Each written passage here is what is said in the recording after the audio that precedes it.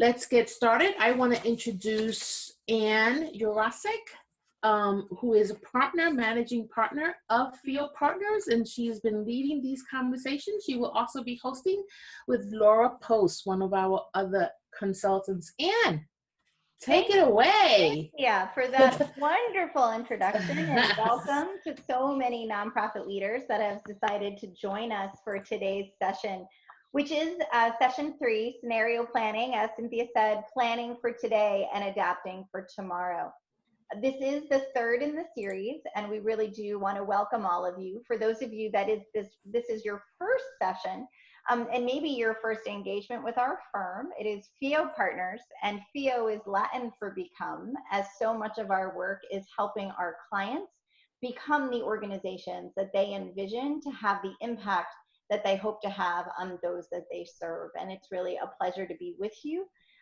It is our role in our work to really help leaders make decisions. And so this series has really emerged out of our call to action to be supportive to each of you as leaders as you really make decisions and face this crisis, and especially today and as we go forward.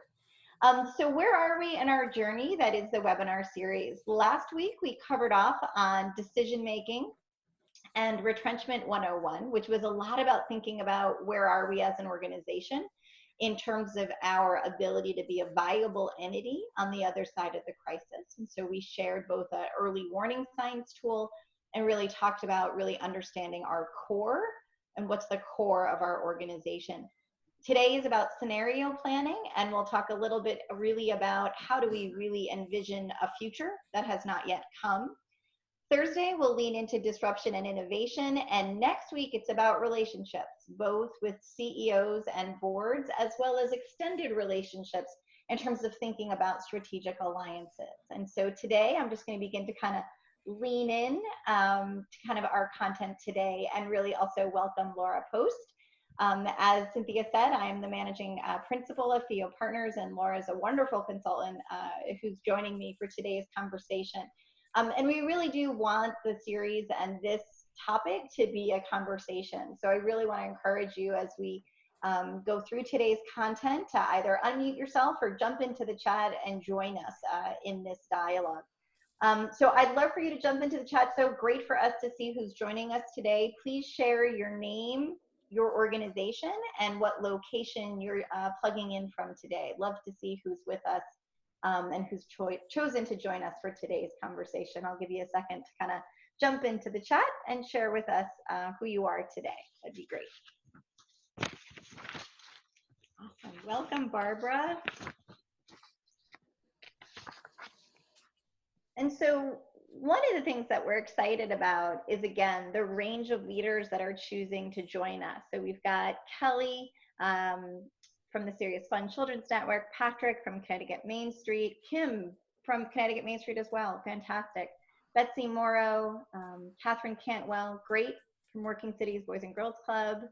Susan Murray, fantastic, from Flying Horse Farms. Lisa Sanborn, nice to see you, out of New Haven. So lots of representation from both across the country and here on the East Coast. Joni from NeighborWorks, welcome, and Lisa Ott from Guilford Youth Mentoring. Each of you has had such rich experiences already in terms of dealing with the crisis and the different vantage points that you bring and industries that you represent. So really want to be encouraging you as we open up the chat and kind of prompt you with questions. Really don't hesitate to jump in, or just say I'd like to kind of say something and really join us in this dialogue. Okay, so I'm going to actually talk a little bit about what we're hoping to do today in our time, which is really to think about scenario planning as a tool to increase our ability as you plan for the future. Scenario planning is a process and a methodology, and we'll talk more about this in detail, that can help you both mitigate risk and prepare for the future.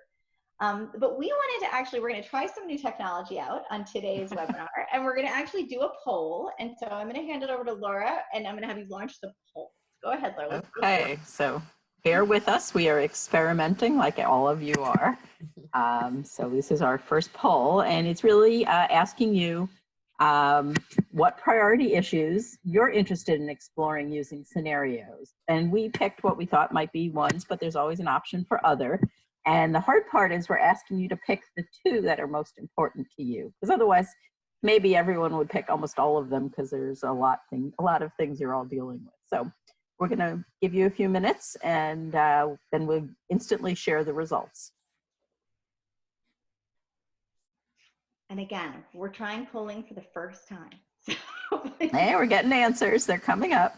good. Let us know if you're having problems.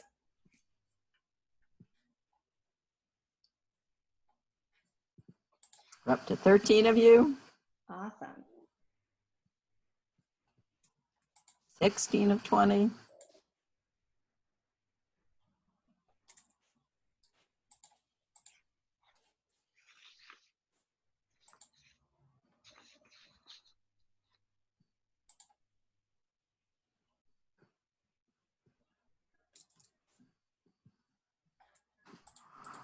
How do we do?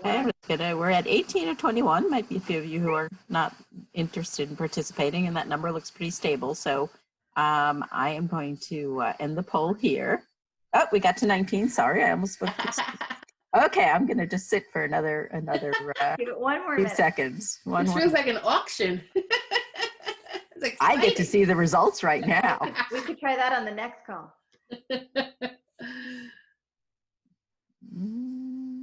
Okay, I'm guessing it seems like we're stable. If there's somebody we missed and you want to jump in and there's something we haven't represented, then please jump right into the chat.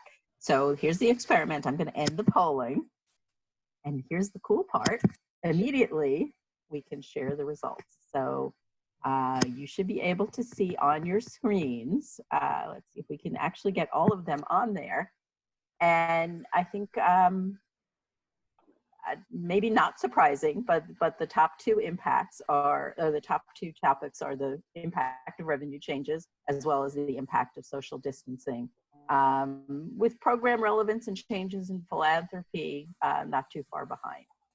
So fair degree of coherence across the answers, and nobody picked others. So hopefully we picked some topics that were relevant to you.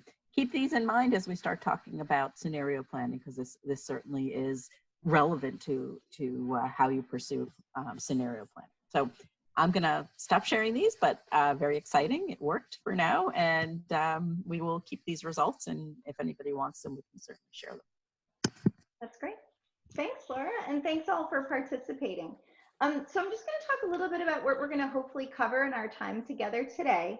We are going to talk about what is scenario planning. We're going to talk about the principles and phases of scenario planning, some tips, and really some examples of how can we use scenario planning, again, to help our decision making as leaders. So this is going to be a combination today of what we hope will be some theoretical content, but also really some practical content that you can take back to your organizations. And so with that, I'm going to turn it over to Laura to talk a little bit about what is scenario planning. Thank you, Anne. So first thing is, it's not this. It is not an 8 ball. It's not predictions. It's not magic. It's also not the California psychics that I've heard advertised on late night TV more than I care to. So it really is about a way to combine information, logic, and your own and your team's experience and intelligence to bring you closer, perhaps, to the 8 ball and to predicting the future, and hopefully with better insight than what an 8 ball or a Ouija board would tell you. Want to flip the chart in? Sure. So what it is really a process and an approach to the world. And it really recognizes something that I think is very true now, is that we have imperfect and incomplete, and sometimes right now, no information. And it tries to make the best of it, if you want to say. It's a step-by-step method that helps you structure and organize information and individual thinking. It allows you to imagine alternatives and can support you and your leadership groups in making the best choices to mitigate risk and to prepare for what now seems like a very uncertain future. It can also create a common framework and a language about the future that you can share among your leaders and boards and key stakeholders. I think one of the things we talk about a lot at FIO is the way we do strategic planning is about creating that common information base So everyone is starting, as you think in normal times about planning your future and planning a 3-year strategy, that you're all operating from the same base. This can help you kind of in a short form of doing the same thing. You're all picking the same things, you're all aligning on whatever information you have. And then finally, my hope is that it also can relieve some of the stress for you as a leader. I think one of the responsibilities and hallmarks of being a leader is being the one who has to make the decisions and make the hard decisions. And I know lots of you have been, all of you have been making some very hard decisions lately. It can be stressful in the best of times and isolating. And hopefully by putting some structure and giving you some options, maybe it helps reduce that anxiety a little bit and give you a little bit of relief. What this is not, and what we're not covering today is, what people often think of strategic planning is doing financial scenarios. And we're not going to that detail. We're keeping it at a higher level, at a 10,000 foot level of what is a big picture. But the same logic that applies here can also be applied to creating financial scenarios for a new P&L or for a cash flow, where you really isolate on those most important factors that we'll talk about in a little bit. Anne, want to flip the page? Yeah. So when is scenario thinking and scenario planning a good fit? It's important to recognize, and we do have a handout that's going to go along with today's session that's really going to help you think through, should I be using scenario planning or scenario thinking for this particular issue? And so we'll give you a little bit of a checklist and a decision tree that's, if we're dealing with something where the solution isn't obvious, oftentimes in our organizations, we bump into problems and we can make a small change or an incremental change to address an issue. You don't need to scenario plan around those types of decisions. You would use scenario thinking and planning when you're in an uncertain environment. And I think there would be whole consensus on this call that we are in an incredibly uncertain environment. That there's leadership support for undertaking this process. This is a process. It isn't in some ways a quick 15-minute decision. It is about really saying we want to better understand our context for decision making, and we're going to actually do that in more of a formal way. Even us internally at PO Partners have been talking about lots of different things that we could do for lots of different possible futures. And even we acknowledge that you do need a formal process as an organization to build cohesion and really consensus around the possible futures that really do exist for your organization. We do want to make sure that as you undertake this, that you're actually open to change and to deep dialogue amongst stakeholders. I think, we talked a bit about this last week in terms of decision making, but if there's a lot of resistance on your staff or within stakeholders to consider doing something new or making a change to your organization, scenario planning will be a really difficult conversation to engage in if people really aren't willing to engage in the conversation. And we'll talk more about who should we be inviting to the table for these conversations. They can be substantively more challenging if people are actually wholly resistant to making any changes. In addition to that, as we think about looking ahead and the changes that you may make, you will need to do some work around resource feasibility. So if there are ideas that emerge out of this work, we're still recommending that you do some resource feasibility work to say, do we actually have the resources to execute against an idea that might emerge out of the scenario planning process. And so in many ways, what are some of the principles of scenario planning and scenario thinking? So I'm going to take you through those, and I'm going to actually ask Melissa, I think at a certain point, to maybe upload the handout into the chat just so that people have it. That would be awesome. So let's talk about the principles. And so there are really 3 core principles when we think about scenario planning and scenario thinking. And I want to give a shout out to a resource that we've used to inform today's discussion, which is called What If? The Art of Scenario Thinking for Nonprofits. It's really a resource that was created for the nonprofit sector to use this in leadership decision making. And so many of the principles and processes that we're going to be talking about really come from that resource. And so there's really 3 key principles: the long view, outside in thinking, and multiple perspectives. The first one is the longer view. Laura and I had a great discussion earlier today, which was, is it the long view or just the slightly longer view? How far into the horizon are we willing right now to do scenario planning? Is it the next month? Is it the next 6 months? Is it the next year? In some cases, you can undertake this process with a much longer view. What's going to happen in the next 3 to 5 years? But we think because of the crisis, you know, some of the time horizons that you might be thinking about could be a bit shorter. So thinking about the next 3 months, the next 6, or the next 9 months. But again, as Laura sort of said on the front end, the way of thinking about this is useful regardless of what time horizon you choose. But it is, and we'll talk more about the process of this, you do have to choose what the planning horizon actually is. But why do we take the slightly longer view? This is looking above the dashboard. This is a process, as in so many ways, of looking beyond today's challenges or the crisis itself and what we know today, and pushing yourself to really think beyond today, to think about the implications of things that are happening today, and use both information and voices to really envision possible futures. And you can really build scenarios for any time horizon using this approach. The second principle is about outside-in thinking. And this is a really important concept when you start to realize that decisions that you make from within your organization are substantively impacted by the external environment. And this is where we really think that scenario planning for nonprofits is critical right now. You have to recognize that you are operating in a context that is much bigger than your organization. And we have to do our best to begin to, in some ways, use our intuition and even our imagination to begin to think about what does the future look like. So the first thing is to think about is that outside contextual environment for your work, for nonprofits, for our communities and our society in terms of the implications of the virus. So when we're thinking about the context or the environmental context, it's really about social changes, changes in technology. I have been blown away by telemedicine, as I had a primary care doctor yesterday appointment over Zoom. Who knew that that was possible 6 weeks ago? But we have to be thinking about what are the bigger kind of driving forces in the environment around us, both economic, environmental, and political as well. We then work our way in. We can think about scenarios that really are about our working environment. So how is our industry changing? As I looked to sort of some of you that are on the calls, how are educational services changing? How are the arts changing? Even kind of, again, coming from that broader context to what is your working context? How might, in some ways, the virus be impacting your customers, your communities, your competitors, your partners? And if you're in a highly regulated industry, how are regulations changing specific for your work?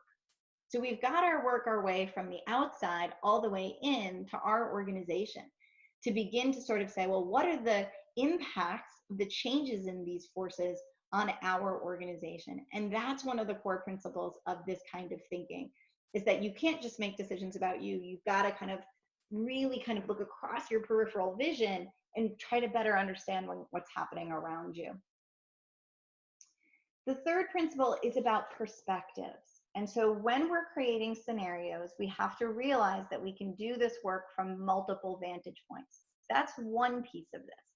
The other piece is to recognize that in terms of building scenarios, we want to encourage you to bring multiple perspectives and voices to the table. As we talked about last week in terms of decision making, there's incredible strength in ensuring that in some ways forward-looking, engaged, diverse voices, people that understand your organization or your industry from different vantage points, participate with you in this process. And we really encourage you to be thinking about who's at the table to participate. We need individuals who are committed to dialogue, who are not going to say, oh, that would never happen. Like, we want people who are sort of like, yeah, wow, that is a possible future. So people have to be able to engage in this work with a real openness to the results. And sometimes that's not every human being, right? So if we're doing this work and we're trying to build scenarios, we want to be thinking about people that are really ready to engage in this future visioning exercise. So Laura, did I miss anything on the principles? Anything you'd like to add? No, I think you've covered it, and I think the what we come to will reinforce it. Maybe the only thing I would say is on the prior chart with the concentric circles, what's in those is so much tied to what's going on. And I think most of you are living and breathing and dreaming about all those pieces. But, you know, there's some very obvious things that are specific to the pandemic and the social distancing and everything we're living through on a macro basis and in your organization. So, you know, it is a framework that is perhaps different at the moment, but still fundamentally holds. And so what we want to do now is sort of take you through what would be the steps in the process that you would undertake to really build scenarios for your organization. And so we're going to do a little bit of examples. We're going to do a little bit of process steps. But Laura, we can kind of co-present some of this and Sure. jump in if I forget anything or Happy to. anything else to add. So let's talk through kind of the phases. And so I want you to think about like a high level process when you're going to undertake scenario planning as a formal exercise for your organization. There'll first be some steps around kind of orienting the group. So really, when you've gathered some stakeholders around the table, how do we orient them to the process itself? We'll talk about how do we select the most impactful driving forces for our business and our organizations. We'll map those forces, which really is about kind of creating a visual diagram of the forces. We'll then in some ways imagine emergent futures. And so what you have to realize is scenario planning is a bit about storytelling. It's about better creating stories when we start to look in some ways at the intersection of these forces. What do we think will happen? What is the story that will unfold? And once we've understood some of these possible stories, as an organization, then you'll move into choice making. We'll say, well, which of these stories is the most likely? Or in which of these stories are we most at risk? And so the questions we can ask ourselves as leaders, you know, in many ways will be different depending on the stories that emerge, but you then lean into, well, then how would we prepare? If that's the worst case story that could unfold, what would we need to do today to prepare for it? And so we'll talk a little bit about that more in detail. But the idea is that when you come to the end of scenario planning, is that you can actually make some choices. You can actually have some observations about what you should be doing today for the future that has not yet come. So here's an example, and I'm actually going to lean into Laura on this one too. So, you know, I wanted to show you in some ways what's a resulting product from doing good scenario planning. And so this is one that was created in a pre-COVID-19 environment. I think it's important to kind of give it that caveat. But what we did is we took two forces, government and the economy, and thought about its impact in so many ways on nonprofits' ability to garner resources. And so Laura, do you want to kind of take them through maybe through a couple of stories that are merged out of this work? So this one is perhaps generic and simplistic, but is a good way to kind of anchor on what we'll talk about.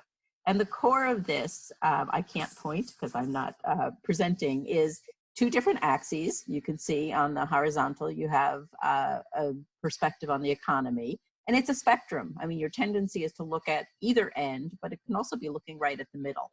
And then in the vertical axis is how much government regulation is there. More government, less government. And, you know, we've lived through different versions of that, certainly even in the last decade.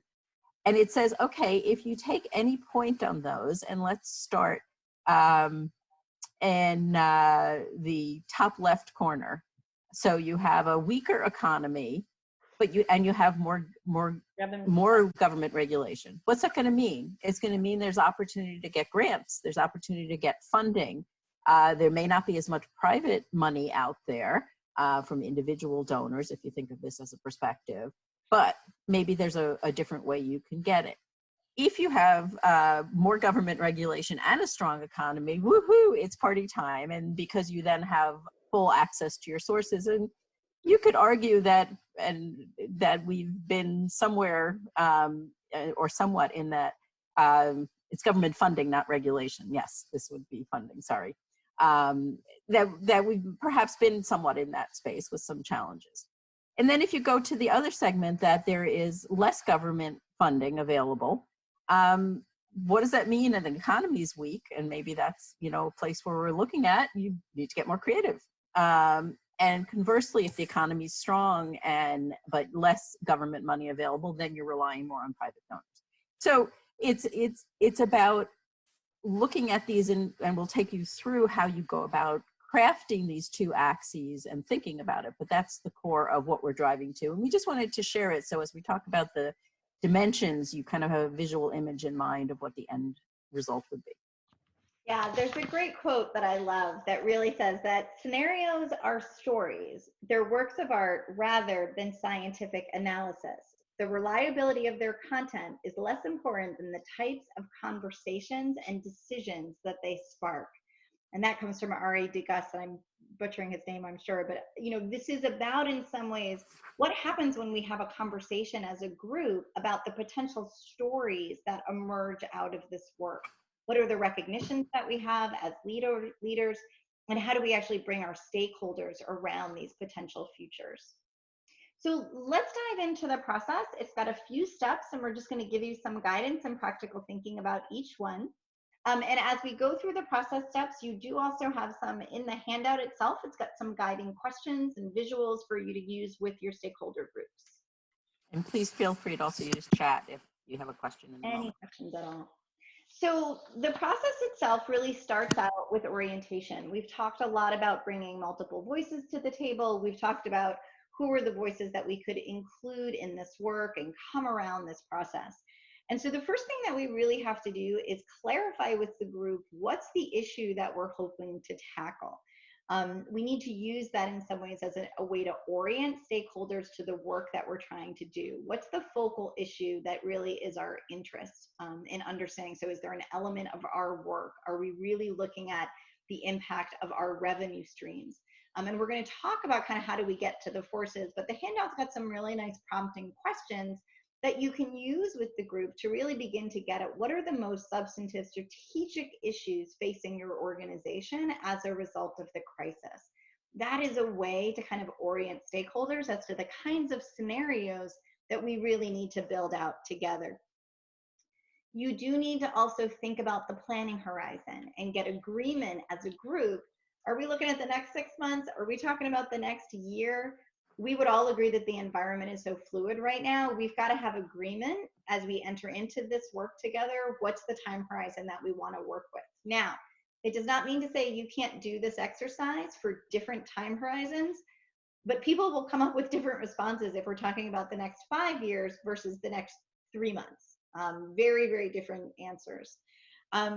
A couple of other thoughts would be really to make sure that if there is knowledge about your current organizational health, about shifts and changes to your industry or specifically to your geographic region, as much as you can also orient the same stakeholders to some of that information, that can also be really helpful. We talked a lot about that last week in terms of building a shared reality. If there's information to share with this group before engaging in this work about your current situation, I think that can also be very grounding and part of the orientation. And the last piece of the orientation is to choose the focal issue or issues that you'd like to explore. And so I do think that the interest of the group in terms of the impact of social distancing as a potential factor to better understand in scenario planning may be something that emerges as a critical issue for you. Or is it philanthropy, or is it government funding? These are all in some ways forces, which we'll talk a little bit more about in a second, that could emerge, in fact, out of the orientation of the group in terms of a focal issue to anchor your scenario planning work. The next step in the process is about driving forces. And so when we think about forces and why it's important, this is actually based on Kurt Lewin's force field analysis, but it is about understanding what are the forces in so many ways that will drive change in your business or in your business model. These are our driving forces. And then we have our restraining forces. And these are forces that will seek to maintain the status quo. And so if we think about the different goals of each, a driving force is about, in some ways, gaining equilibrium. Resisting forces, in some ways, will work to basically control the status quo, while driving forces seek change. And so one of the things that Laura and I talked about earlier today is like, how do we understand these forces? So what would become examples of driving forces? And so one of the things that we talked about was the example of like a youth services provider. So someone that provides youth development in an after school model. What's a driving force? Well, in terms of responding to the crisis, the ability to, a driving force is our program delivery model, which we could make virtual. Well, what would be a resisting force? Well, is there government regulation related to privacy? So regulation can be very much a resisting force as it relates to potential change. So if government has regulation related to youth and to privacy, that's going to try to keep us in the status quo, where our own innovation and driving force would want us to be in some ways seeking change in a particular arena. So what you're going to be doing is thinking about, as a group, what are the driving forces for your focal area of interest, and what are the forces in some ways that are going to be your resisting or restraining forces. And it's important to understand for each of those, some of them will be known or predetermined, and some of them will be uncertain. And for the forces that are uncertain, this is where we can begin to say, maybe some of these forces are the ones that we actually want to map in our access and in our visual depiction of our scenarios. So I'm going to kind of keep us going, but Laura, did I sort of capture that right in terms of trying to understand? Yes, I think absolutely. I think the thing I might add to restraining forces is it sort of sounds like a negative term, but restraining forces could also be the things that are providing you stability right now. Mm-hmm. The things that are not changing that you can use as a foundation and a base for addressing all the driving forces, all the things that are pushing change on you. Absolutely. And so I think what we want you to begin to think about, and there's a handout for you to take a look at to do that, is what in some ways are the forces that are most important for the focal area that you've chosen. So if I think about a focal area that's like program service delivery for our particular organization, we might have one axis that could be social distancing in terms of regulation. Those are lessened or they're higher. We also could do another axis, which is, people's willingness to leave their houses. If people don't leave, even if situations the social distancing regulations are relaxed, it's kind of a moot point. So part of this is saying, what are the factors or forces that you really want to explore across two axes? And ideally what you're going to do is narrow them down to two. So for the focal area you've chosen, what are the two most important axes that you want to explore? And this is really about the two things. It's relevance to the focal area and how uncertain is it? Okay, so if you've picked one and you're like, oh wait, but we know what's going to happen with that, that's probably not the right driving force to pick. The key is to choose two different axes where you do have a degree of uncertainty for both of them. And that's where the sort of stories can begin to emerge. And so you will construct your axes of uncertainty, which is really the kind of creates the 2x2 matrix, and begin to construct the narratives for each of the cells. And so we're going to do another example. I just go back for a second. Yeah, sorry to interrupt you. Just one of the things, process-wise, one of the ways that you can approach this, and actually was in the same literature that Anne referenced, is to start broad. Nothing that says you can't brainstorm and kind of use a funnel and say, I'm going to write down every possible criteria and then use that to sort and filter and assess. So sometimes it's harder to say, oh my God, there's so many things going on. What are the two things? I just have to anchor on them. Don't start with 2, start with 10, start with 20, and then filter them down till you really get your own thinking and that consensus on what the most important ones are. And for each of you, based on your business model, the forces that will be most impactful may be very different. Mm-hmm. So for some of you that have potentially already changed program service delivery models to being, telehealth or telemedicine, your forces may be very different. We did a call with a client that said, yeah, we're doing telemedicine. We're getting reimbursed at the same rates. This is fine. Our show rates are great. And so for them, there isn't a degree of uncertainty around that particular focal area. So the key is in some ways to push yourselves to say, are you choosing both a focal issue as well as the axes of uncertainty? And that's where really the scenarios can get built out. So Laura actually has constructed an awesome current example that I'm going to have her walk you through. So it might be a little bit generic, but I think the flip side is it's probably applicable to everybody. And in this case is the vertical axis is where we move from a government regulation. And then I think, as Anne rightly pointed out, on top of it, you could say from an individual perspective on social distancing and the current limitations, the stay-at-home limitations. You know, we could stay very strict at the top. We could have very relaxed limitations that you're starting to see in some other parts of the country. So obviously huge, and you guys all in the poll feedback actually said this is one of the most important dimensions to you. And then the second is equally critical. What kind of recession? I don't think anyone's going to deny that we are going to are having a recession at the moment. Is it going to be lasting, or is it going to be briefer? They're pretty big and broad, but you start to see the differentiation, and these are generic scenarios if you want to see, because they're not specific to anyone's business. But if we ended up in the worst case, which in this case happens to be the top left of a lasting recession and remaining under strict control, that's the point where you're back to the retrenchment we talked about last week, and really assessing your viability and how are you going to hunker down for the long run.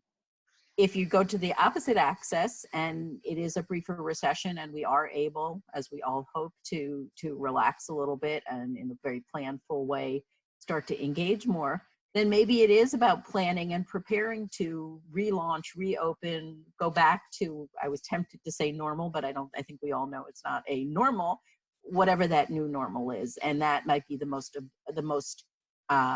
optimistic scenario. And, in between, I guess, would love to hear actually, maybe if we can engage you in a quick unplanned chat. Does this intuitively make sense to you guys as you're listening to it? Even if it's, as it is a little bit generic, would love to see if we're getting something that makes sense to you. So if anybody has responses, positive or negative, love to hear from you. And you can jump into the chat or unmute yourself if you'd like. Either way, yes.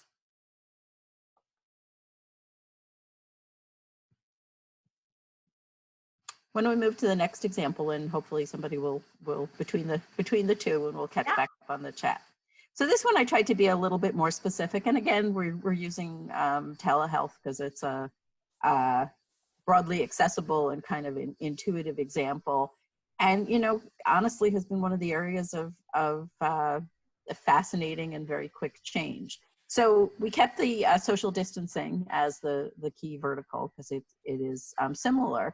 But then we said, okay, so what happens, and Anne kind of referenced to in the different context, if your clients are resistant to the new approach, and you have a range of clients. You might have people who are technically facile and also have a minor illness. I've been in touch with my doctor as well, and it's something that was manageable and not too serious, and it worked.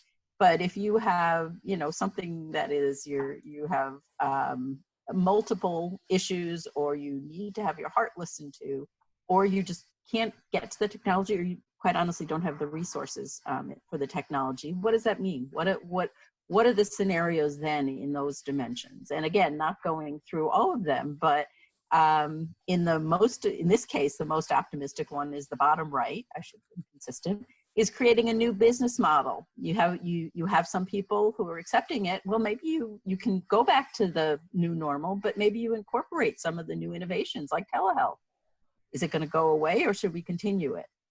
But if you go in the other direction and we're stuck in this place and you have clients that are resistant, well, what are you going to do? They do need medical care. And, so maybe you need to modify your remote offers. I've heard about people doing telephone conversations instead of video, because some people don't either have the resources or don't really aren't comfortable with it. You may need to do some very active outreach and hand-holding to those clients who are resistant.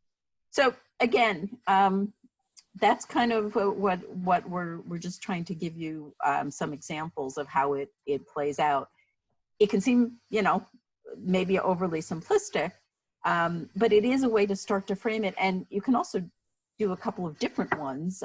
We haven't even talked about that. If you feel like there are multiple dimensions that you need to evaluate, I don't think you want to go doing 20 or 30 of them, but a handful of them can also say, oh, I need to think about these different combinations of things. Thanks so much for that, Laura. I mean, I You're think welcome. part of this is really about, to your point, choosing the axes that are going to be most impactful to your business model and engaging people in using this as a methodology and a process and approach to engage stakeholders in this visioning work, because that's really what it is. It's really envisioning a future and using narrative and stories to better understand what could possibly happen. We have some deep storytelling expertise actually with us on the call over in Cynthia. And so I've been thinking actually a lot about this idea of storytelling and what is creating stories about possible futures allow us to do. It allows us to fairly safely maybe acknowledge really challenging things that are on the horizon. It allows us to, if it's just a story, in some ways envision a future that may have negative impacts, but then we can make choices. And so I think that's the part that I get so excited about with scenario planning, which is that, to Laura's point, if you do this across a few focal areas, or you choose a couple of different ways of thinking about this, you may even see patterns across the stories, that in different focal areas, there's some really big ahas, that no matter what the outcome, there's a competency that your team might need. Or that there's, hey, if we're gonna work virtual for, the next year, what does that mean? And that's in every one of our scenarios, no matter what's the focal area that we choose. And so I think that's where this starts to get exciting, because as you move from developing these different stories about the future, these different intersections of forces that are going to impact your work, you really are going to need to move into choosing some strategies. And this is where, just as I sort of raised up, it's what do we really need to acknowledge as we look across these stories, as we look across these possible futures? What do we know to be true? And this is where we overlay our own self-awareness of who we are as an organization. What are our strengths? What is our core? So if you kind of take the tool from last week and weave it into this, and you really say the core of what we do is this, and how would that play out in these different possible futures? It's imagination work. It's really bringing your intuition, bringing your visionary thinkers to kind of think about what's possible, right? And so what this does is it makes the unknown more possibly known, And so what we've got to do is really choose strategies that lean into the scenarios and then see how they go.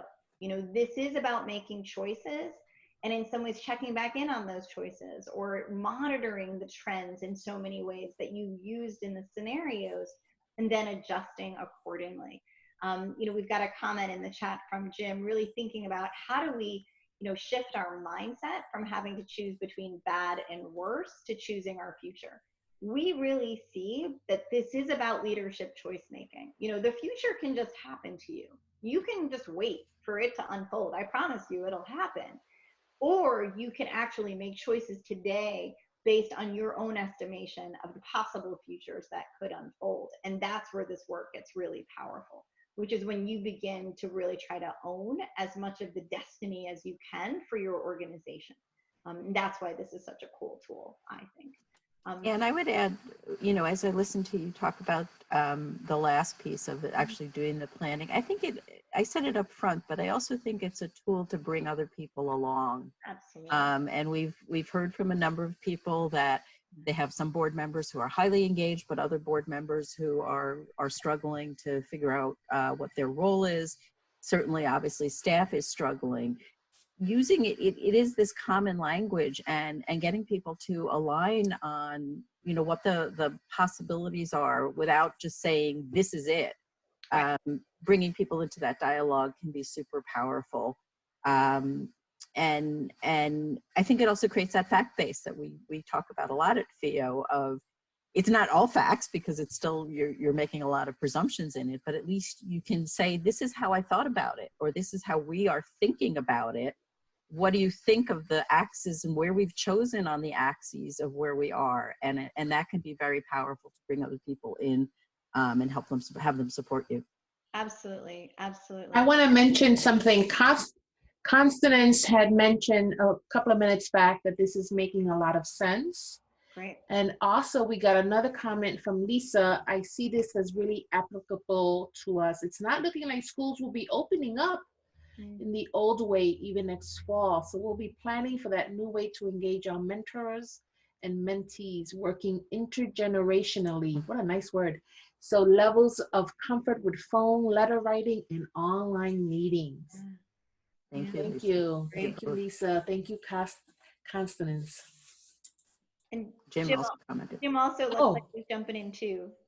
yes, it's also a nice way to engage your board. A great way for board members to participate in creating and contributing to planning your future and getting on board with the plans that result. I think that's great. I mean, Great engagement tool. Yeah, absolutely. It's a great engagement tool. I also think it works really well for both those of your stakeholders and staff that are visual learners and thinkers, as well as those that are narratives, because you can actually write little stories about each one that people could read ahead of time. But for your visual thinkers, like, it's like, oh, I totally get it. That's that story that's over in the right. But you can also actually give it a detailed narrative to say, what do we think would happen? These are the kinds of things we would need to think about, and actually write little paragraphs for each scenario that evolves. But we'd love to hear from you if there are other stories from the field that you'd like to share. We can kind of open up to Q&A. But for those of you that maybe, feel free to unmute. Yeah. And if you've been using scenario planning, even just in the short term, feel free to join us for the conversation and jump in and share your thoughts. We're a small enough group that I think we can do that. Absolutely. Absolutely. Anybody wants to jump in? Okay. All right. I'll just give one other example. This is Jim Burson. I think about the oldest Japanese restaurant in DC that sort of looked at the question of social distancing and people's willingness to go into restaurants and rules around that. And their assessment, the other axis was essentially their assessment as to whether people would continue to want fresh sushi. And so what they basically did was they said, we're getting out of the sit-down restaurant business. We're going to go takeout, pickup, delivery only. And so they've completely converted their business model to that and are getting out of the seated restaurant model. Mm-hmm. And so that's an example of sort of how not a nonprofit business, but a restaurant that's sort of grappling with a lot of the issues that we are as well in the nonprofit sector, sort of said they took control of their future based on those considerations, made some intentional choices. We'll certainly see how it goes, but it was sort of pretty bold and pretty innovative, I thought. I think that these scenarios help us as leaders make faster decisions. So to the point that you can build this consensus, share this thinking, the faster that you can move resources, address risk, build competency, you won't be sort of saying, well, I'm not really sure what's going to happen. You'll say, we've envisioned at least 6 different futures, and in all of them, this is necessary. So I'll share our story from the field as a team is, I recently got a call from a potential client that said, are you willing to travel? And I was literally, I was just really looking forward to talking with your project, wondering when you'd be willing to travel. And I was like, now, usually in any other, pre-COVID environment, I'd be like, I'm totally willing to travel. What nice place do I get to go? But in a post-COVID environment, I'm like, do we really need to travel? Is that necessary? We really need to push ourselves. And so our team's been talking so much about in every single future, we need to be really good at facilitating virtual meetings. We just really think that in our axes, it's that combination of social distancing may be relaxed, but so many of our nonprofit clients have board members who are vulnerable. We have whole boards that are made up of people over the age of 70 who in some ways over the next year may not be comfortable leaving their homes. So what does that mean for us? There's this obvious implication that we need to get really good at facilitating online, and we need to help our clients build those skills amongst their board members. So it's 2 massive competencies. One is, do we do a good job at this? And number 2, how do we teach other people to get comfortable with this as a model? So even on our team, I would say that we are really thinking about possible futures that, I will say I ran 2 in-person retreats right before the shutdown on March 2nd and February 28th. And I've come to realize that I don't think I'll run another in-person retreat until spring of 2021. if not later. But that's a huge recognition. So what does that mean when we have clients that want to convene 25, 35, 50 people and have engaging conversations? It means, by golly, we better get really good at that really fast. So even as you each are kind of pivoting and thinking about the implications for your business models, certainly conversations that FIO Partners is also having internally. So I'd like to just ask I'm going to do this as a chat poll. Maybe Yeah. Participate. Super quick question. Would you find it, in terms of identifying your vectors, if you want to say, would you find that very hard, moderate, or easy? Yeah. One word answer. We're curious. You also can just unmute yourself. So moderate from Jen, great. Patrick says moderate, moderate. Yeah, moderate across the board so far. And I think that's right. It's a thoughtful process. And if you do it right, you spend some time, as with any strategy work, it's hard work, and you would spend some time, really thinking about what's important. I have to say that in coming up with those two examples, my first instinct was, super easy to do 2 dimensions and think of and it's hard, much harder than even as a pretend one that it looks. And you're worried about what you don't know. Thank you, Catherine. And I think that's the core of this, but the best you can do is bring what you do know and find as much power as there is in that. And hopefully this gives you some ability to work with that uncertainty. That's really the core of it, is working with uncertainty and imperfect information. Thank you for responding. Absolutely. And I really do think the more stories that you can create, the more comfortable both you and your stakeholders will be, because you will have spent the time to envision the worst case and then potentially prepare for it. To make changes today that acknowledge that this may be a much longer duration, there could be much more substantive impacts. And so what does that mean for us today? I would say the conversations we're having with clients are really changing from week to week. Through 2-3 weeks ago, when I said to someone I didn't think we were going to be in person until the fall, they were like, "No, you're crazy." And now they're like, "Yeah, no, like 2021. Yeah, that seems more likely." And that, so again, like the situation is also fluid. It's just really important to acknowledge that as well. Thank you, Melissa. Thanks, Melissa. So we're coming right up on 4:30. I'm going to kind of wrap us up for this portion. For those of you that have been with us before, you know that we open this up to kind of an open dialogue, or grab your beverage of choice. Next up is innovation and disruption. Very excited to see those of you who'd like to come back on Thursday. Really excited about this content. This is where we really get to push ourselves to think differently, both about the future and what are the assets that we can use to develop new products, services, and solve new problems. And so with that, I'm going to kind of bring us to a close. If anybody has any questions, you can feel free to hang out, but we'll keep the open discussion open till 5:30. Laura, till 5. Laura, any closing comments? No, just, hope you are finding this helpful. We presented it as a very formal framework, but it can be very simple work to do, other than the mental work about figuring it out. So, we just would encourage you. And of course, if anybody has any questions, just reach out to us and hopefully we can give you a little more guidance. Great. I'd like to thank Cynthia and Laura for co-hosting with me today. I'm looking forward to those of you that can hang out. And if you're not able to join us, we will see you at our next session. Thank you so much.